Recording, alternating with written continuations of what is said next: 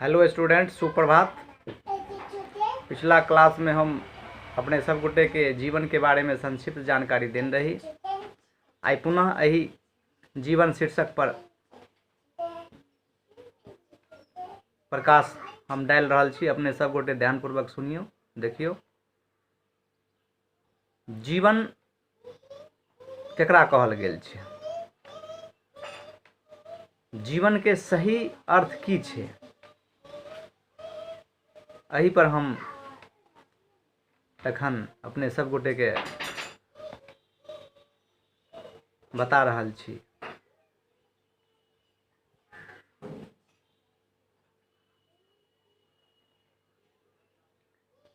जीवन जियै के एकटा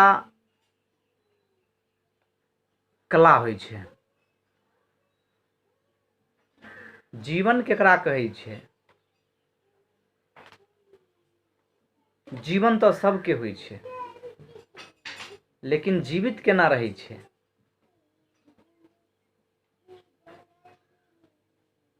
एकटा बहुत ही सरल क्वेश्चन छै। इंग्लिश में H.W. लॉन्गफेलो साहब कहने छथिन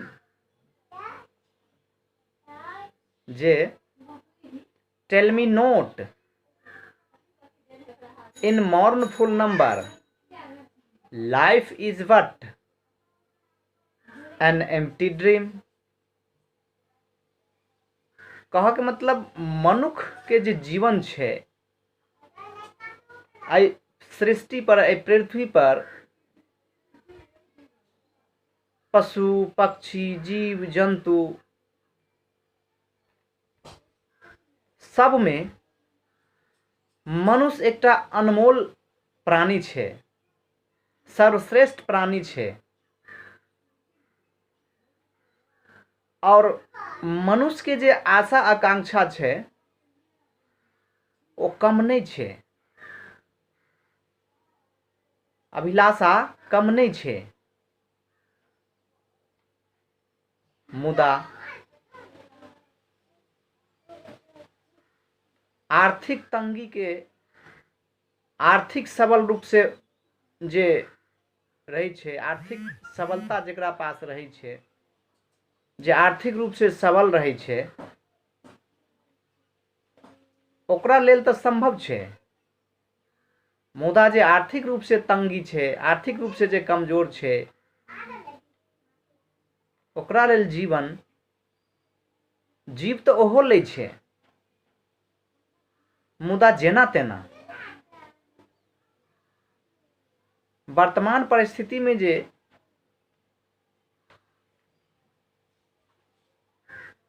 वर्तमान स्थिति में जे परिस्थिति उभर के एलैया, एही परिस्थिति के देखते हुए लोग एक दोसर के देखियो के जीव रहल छै। मनुष्य के सामाजिक प्राणी सेहो कहल गेल छै।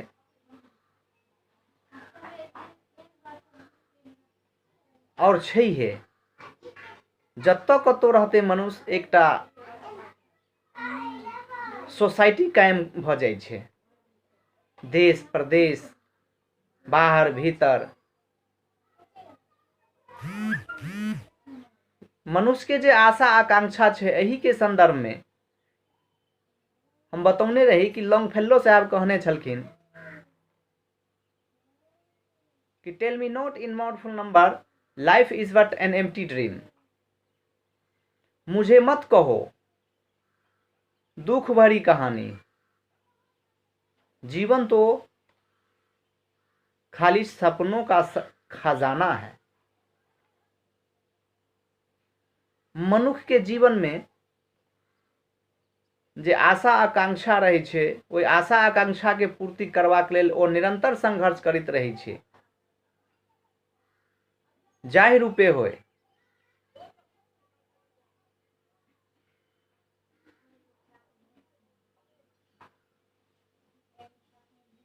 एकटा जवाबदेही इहो बनै छै जे अपन जीवन सीमित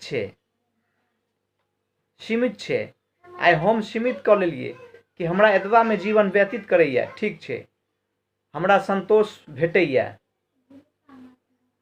मुदा अगिला पीढ़ी जे हमर अगिला जनरेशन जे एतै ओकरा में संतोष हेतै कि असंतोष हेतै तकर के देखनाहार छै।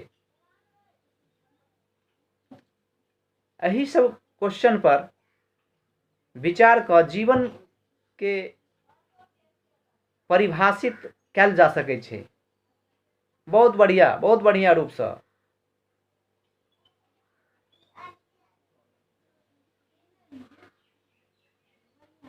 खाली सपनों का खजाना, आई लोग कर्म नहीं करते, केवल ओ आँख बंद क आँख मुनने आँख खोलने सपना देखते कि हमरा ई करबाक अछि, ई प्राप्त करबाक अछि, ई काम करबाक अछि, ओ काम करबाक अछि। संभव छै? हाँ संभव छै। एही के लेल कदम बढ़बऽ पड़त, डेग बढ़बऽ पड़त,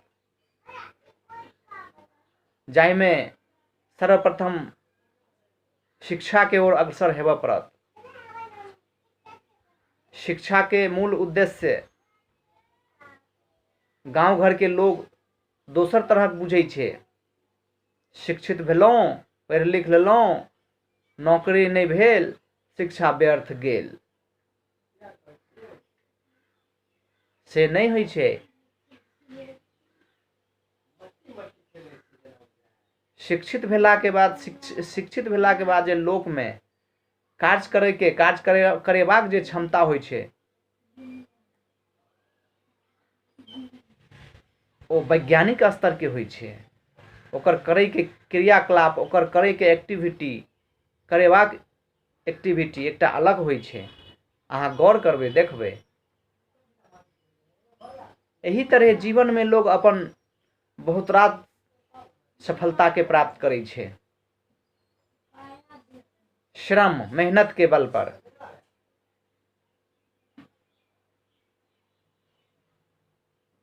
आइ हम अपने सब गोटे के जीवन के बारे में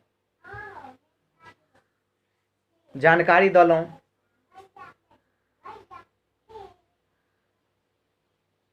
एही जीवन शीर्षक में किछ क्वेश्चन सेहो उभरि कऽ एतै जे अगला क्लास में हम सब गोटे के बताएब। तब तक के लिए विराम, धन्यवाद।